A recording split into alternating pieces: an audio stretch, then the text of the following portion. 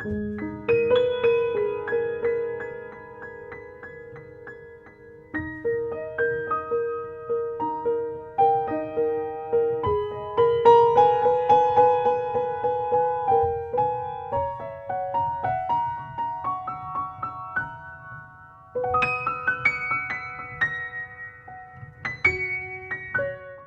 sou Teresa Duarte, sou uma das mentoras espirituais do Centro Mariano Teresa de Calcutá, nas Caldas da Rainha, em Portugal, e quero agradecer ao Adolfo por ter aceito o nosso convite, em meu nome e em nome do Centro Mariano, porque, na verdade, nós estudamos muito aqui as suas obras. Desde tempos lá atrás, desde as suas primeiras obras até ao último trabalho que fez. A arte de interpretar a vida, por exemplo, a Pérolas de Esperanças, os novos rumos do cristianismo, o cristianismo renovado, adventos crísticos. Então, o Adolfo tem uma obra excelente, muito, muito, muito atualizada, muito propícia e bem digna de nós as estudarmos e a lermos na época e na era que estamos vivenciando. E em função disso, Adolfo, é que eu lhe fiz este convite para realmente lhe colocarmos algumas questões, essencialmente sobre os adventos crísticos, porque nós sabemos que o Adolfo está imbuído dessa grande missão. Então, o nosso convite é no sentido de nos ajudar a elucidar algumas dúvidas que nós temos relativamente a essa sua obra, os adventos crísticos, e o momento atual que estamos vivendo. Então, vamos começar. Vamos começar, então. Faça perguntas fáceis. Tá bom, Adolfo.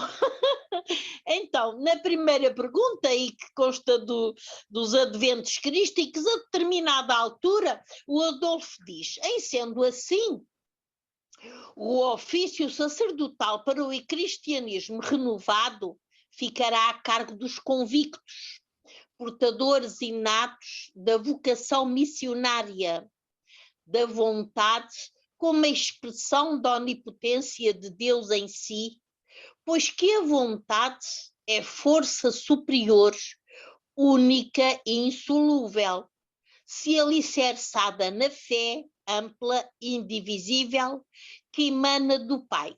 Então, nos comente esta passagenzinha que tem nos adventos, Adolfo.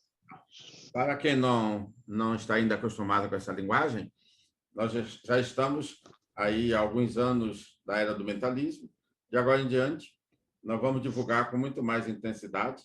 Até ainda há pouquinho nós estávamos falando numa outra entrevista, falando que eu não quero morrer tão cedo, porque quero divulgar mais.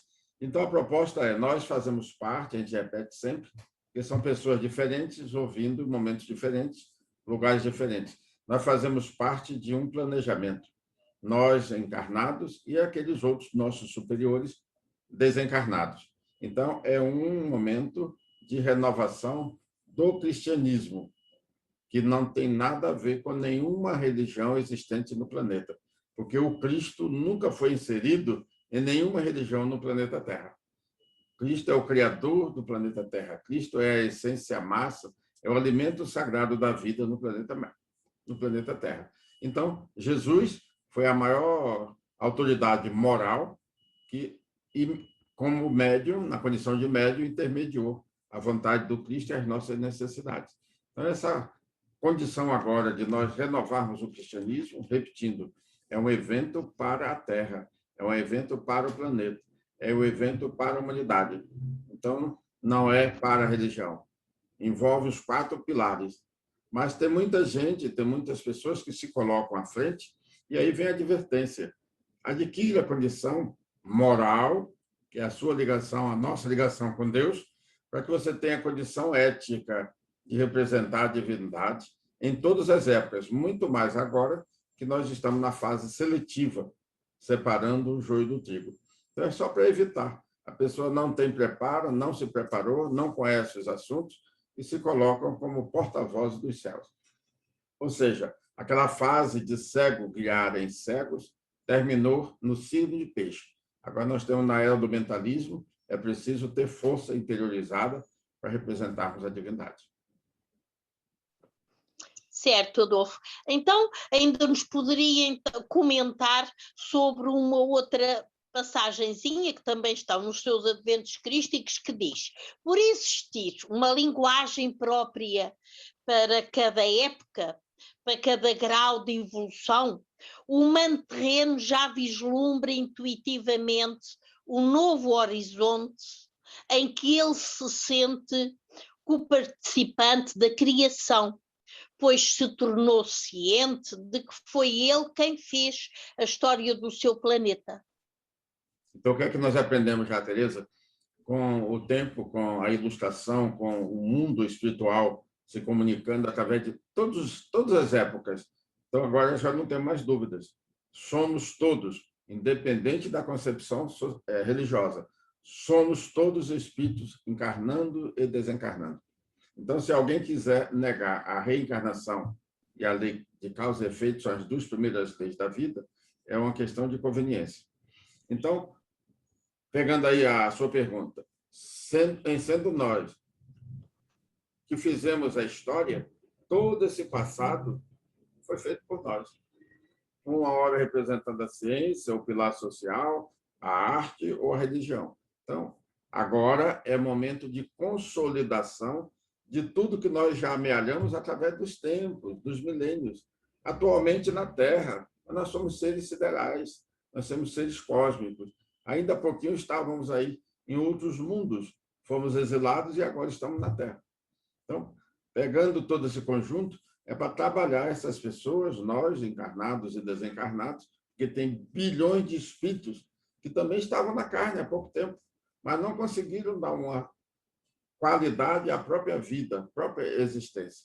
Então, em qualquer ambiente que nós estiver falando das coisas do céu, das coisas de Deus, tendo Jesus como nosso guia, nosso modelo, nós temos milhões de espíritos nos ouvindo, participando, para ver se eles conseguem colocar uma frequência mental, adquirir uma frequência mental para não ser exilado para o planeta que vai passar cruzando o nosso céu nos próximos instantes. Então, é uma preparação. Por isso que a proposta é conjunto planetário. Não é para catolicismo, protestantismo, não é para nada, é para o conjunto. Todas as religiões. E não precisa ninguém sair do seu lugar. Sair da sua igreja, sair da religião. Nós sempre falamos e vamos repetir. Nós queremos é que todos tenham como foco centralizador das suas aspirações o Cristo. E de que maneira eu vou acessar a essência do Cristo? Vá para onde você quiser. Quer ir pelos ensinamentos de Jesus? Quer ir pela grandiosidade de Buda? Quer ir por Moisés? Não importa. Isso aí são nomes, né, ou religiões que são externas. O importante é eu aspiro sentir o Cristo, a consciência que criou o planeta Terra. Certo. O Adolfo, mas também nos adventos crísticos, o Adolfo tem lá uma passagenzinha que nos fala da lei reguladora desses acontecimentos históricos e nos diz, por exemplo, que mais pleno, mais sensível à manifestação de Deus, o homem espécie compreende melhor agora, não é, que existe uma lei reguladora desses acontecimentos históricos, em que não se pode considerar tão somente a capacidade de entendimento intelectivo, mas sobretudo a condição da tessitura perispiritual, que também ela é responsável pelo fenómeno da biologia social. Então, muitas vezes, a sociedade recebe um planejamento, pessoas que têm ideias fabulosas, mas não saem do papel. Porque a biologia de determinadas pessoas é muito densa. Então, aí vem a condição da biologia social. Os intelectuais, pessoas que elaboram as leis, que fazem proposta de acordo internacional, motiva aí os diplomatas do planeta, mas, às vezes, embora tenha um cérebro brilhante, a genética é muito do animal, é muito da ancestralidade animal. Então, é por isso que nós colocamos no livro.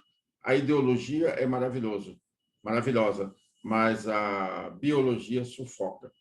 Então, agora, nesse momento especial que nós estamos vivendo, é um momento em que todos nós deveríamos dar uma atenção muito, muito especial à nossa vida mental, porque já aprendemos também, o homem é o que ele pensa, o homem é o que ele aspira a ser, o homem é o que ele ama.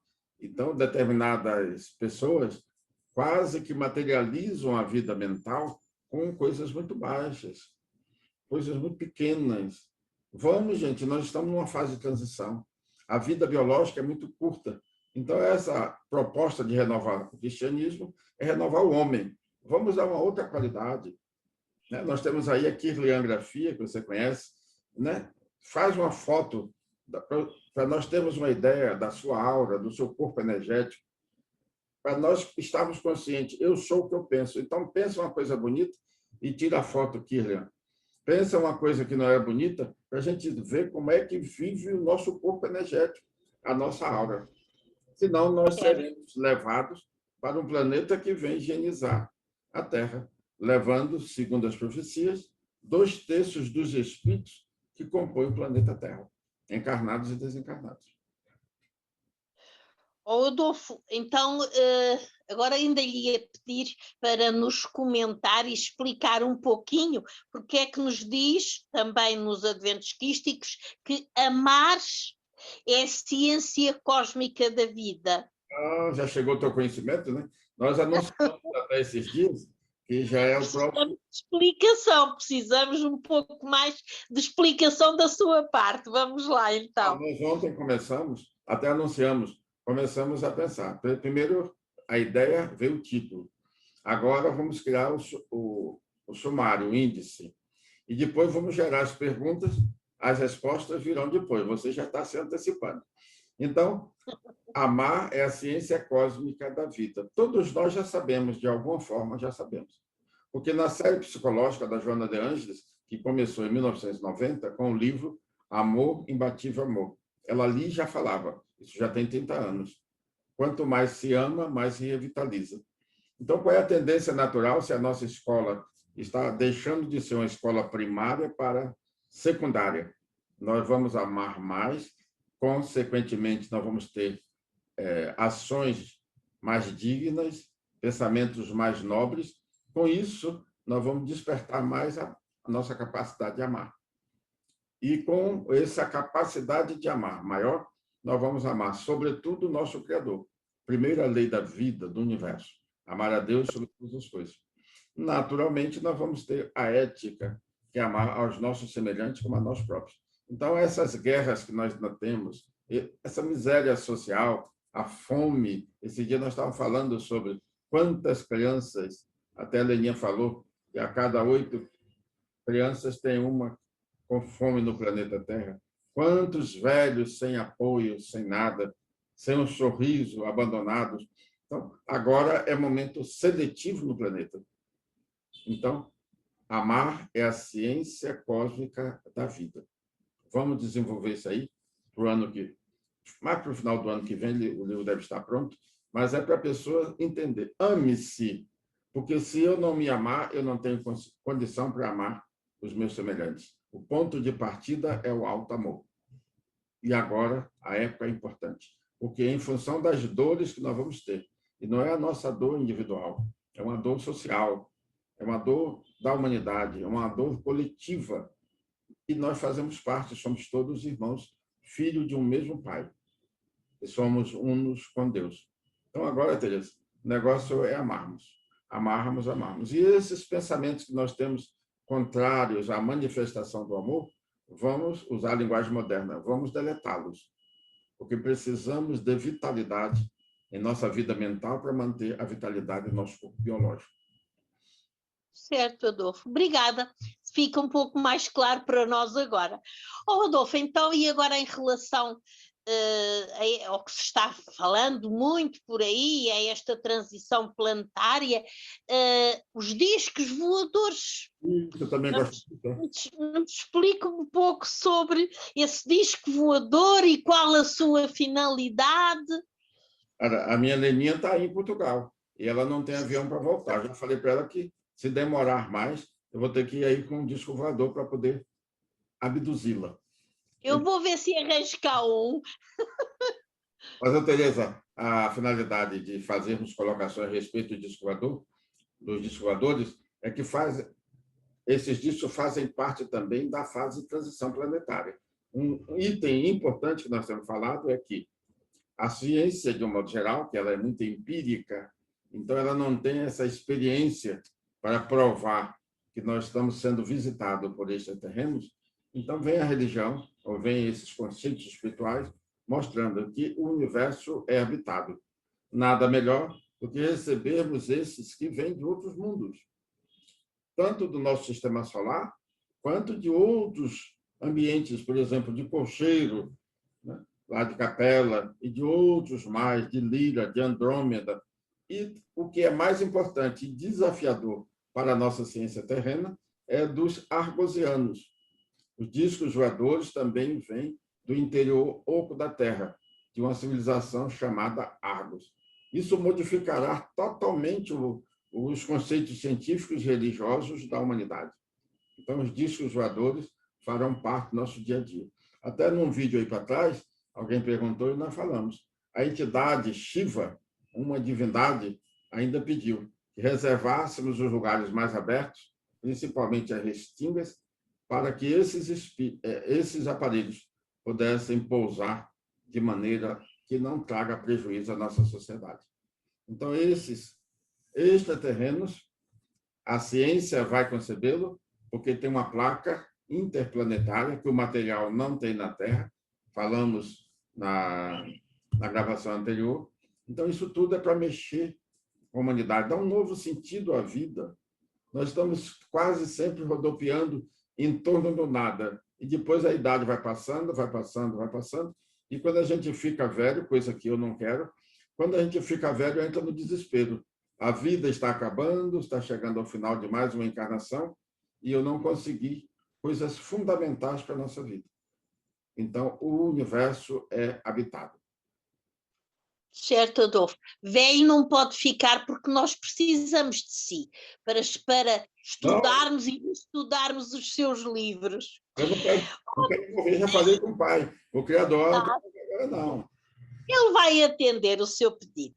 Adolfo, ainda relativamente aos discos voadores, e porque há muitas pessoas que dizem que já os viram e que eles ficam parados no espaço. E se tem algum fundamento essa afirmação? E qual é a técnica? Também como é que fica aí a ação da gravidade? Nos fala um pouquinho sobre isso. Então, até no livro O Fim dos Tempos dos Voadores, é um livro específico, ele é muito claro. Inclusive, nós pegamos a mensagem do Ramatiz no livro A Vida no Planeta Marte e os Discos Voadores. Mas o Ramatiz, na obra do Ramatiz, só tem textos. E aí nós fizemos alguns diagramas, alguns gráficos, para poder explicar às pessoas o que é que acontece e como que acontece. Por exemplo, um disco voador para no ar. Ele tem sobre ele, a cúpula superior, ele tem anéis. Então, aqueles anéis, se um girar para um lado e outro girar para o outro, cria, vamos dizer assim, um equilíbrio. E a gravidade perde a sua ação. Como esses próprios anéis criam um corpo energético, um campo energético, que é 3 vezes maior do que o próprio aparelho, tudo fica neutro dentro dessa esfera energética. Então, quando ele se desloca, ele desloca com essa esfera áurica, ou com esse campo energético radioativo. Por isso que ninguém consegue atingir um disco voador, porque antes de chegar ao físico do aparelho, esse campo radioativo é impactante e derrete. Então, nada melhor do que preservar para poder eles pousar em lugares adequados, porque já sabem, eles já descobriram, que os nossos aparelhos e as nossas construções e até a própria condição orgânica nossa correria risco se eles pousassem em qualquer lugar. Adolfo, então isso nos vem talvez explicar um pouquinho porque é que eles não causam distúrbios orgânicos nas tripulações, a inércia e também a ação da gravidade, não é? Todo mundo que já viu o disco ficou assustado como é que eles saem do ponto estático, né, quer dizer, parados, para uma velocidade estupidamente grande. E por que o corpo biológico não... como é que sustenta? Exatamente por isso que você acabou de falar. Ele tem uma gravidade própria num campo 3 vezes maior do que o aparelho. Então, quando o aparelho vai, esse campo vai também. Não afeta nada nos seus tripulantes. Não tem nenhum impulso para trás, como é comum aqui na nossa condução terrestre, ou em qualquer outra, no ar, em qualquer lugar. Porque eles têm campo gravitacional próprio. Então, eles podem sair do nada para a velocidade máxima, não acontece nada, nada, nada. Certo. É o dia a dia deles. E nós vamos chegar a essa tecnologia, porque Deus é perfeito. Os espíritos superiores ou as sociedades superiores de outros mundos vão visitando os mundos mais acanhadinhos. E daqui a pouco nós vamos tendo a tecnologia. E aqui na Terra, nós já temos essa tecnologia no interior da Terra, porque os discos voadores também vêm e vamos dizer assim, uma cultura interplanetária principalmente entre Argos, interior da Terra, e Marte.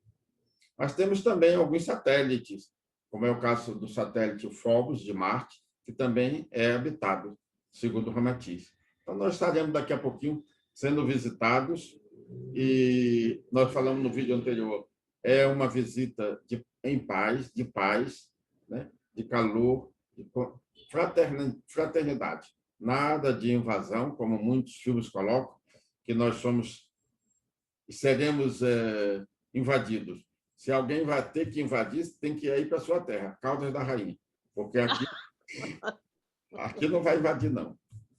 Adolfo, mas quando esses extraterrestres pousarem, porque é que eles não podem pousar por enquanto nas nossas cidades? Pronto, já estou a ver que não falta muito, não é?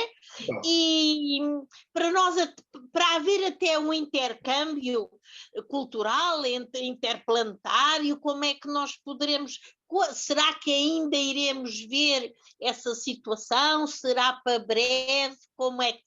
O que é que nos pode dizer acerca disso? Eu falei que eu não queria morrer tão cedo. Então, estou aqui esperando. Tá? Então, aqui mesmo nós temos em tudo que é parte do planeta. O planeta é grande, tem muito espaço vazio. Eles vão pousar. Né? E a pergunta que fizeram recente, como é que eles vão se comunicar conosco? É uma linguagem mais universalista, é uma linguagem mais telepática. É da consciência de quem fala à consciência de quem ouve. Então, não é, digamos assim, não vamos usar a audição biológica necessariamente, mas é uma coisa da alma. E, por evolução, isso aí é uma tendência natural. Daqui a pouco nós vamos falar cada vez menos e vamos pensar mais. E nós iremos junto com o nosso pensamento. Então, a comunicação, e até diz Ramatiz, eles vão entrar na frequência dos nossos aparelhos, seja rádio, seja televisão, eles vão entrar e vão se comunicar. Então, é mais ou menos assim, Teresa, até falamos esses dias. Nós estamos ouvindo uma música, numa língua que nós não conhecemos.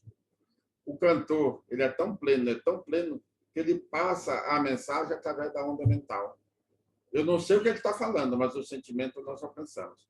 Então, é assim que esses extraterrenos, ou os intraterrenos, falam as nossas línguas, né? Mas, predominantemente, vai ser uma comunicação telepática. Tá bom, Adolfo. Também quero cá ficar mais um tempo para ver se consigo. Essas maravilhas. Para nós conseguirmos ver essas maravilhas, certo? Para eles que chegarem aqui, para eles me ajudarem. Eu vou daqui para a sua terra, eu levo 10 horas de voo. Pois é, Adolfo. E eu nem consigo. E eu, por causa dessas 10 horas de voo, nem consigo ir à sua terra. Mas pronto, vamos nos comunicando assim. Pois é, Disco voador é mais rápido. pois é. Adolfo, quero agradecer estes esclarecimentos que nos deu, tão úteis, tão importantes. Continuaremos a estudar cá as suas obras e também na expectativa que toda esta situação melhore para voltarmos a tê-lo in loco aqui pessoalmente conosco, porque nos faz falta também a sua presença física. Muito grata por toda esta sua comunicação, por todo este ensinamento, e eu vou dizer, como sempre costumo dizer, que agradeço aos céus tê-lo como conhecido, como amigo, e poder realmente ler as suas obras e estar em contacto com o Adolfo.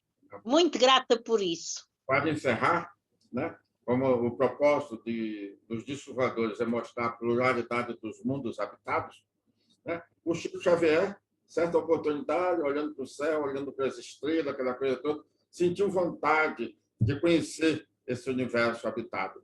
O Emmanuel, ouvindo as suas súplicas, se apresentou para ele: vamos lá, Chico, vamos passear no universo. Deixa seu corpo aí. E foi levando o Chico, foi levando por aí, o Chico vai para aqui, para ali, para colar, aquele negócio todo, deixa o sistema solar e vai o Chico. Chegou uma certa hora e falou: Emmanuel, estou com a vontade de tomar um cafezinho. Aí o Emmanuel trouxe ele de volta para tomar um cafezinho. Quer dizer, eu acho que nunca mais ele vai pedir Emmanuel ou a ninguém para conhecer o universo. Pois é, Adolfo. Obrigada, Adolfo.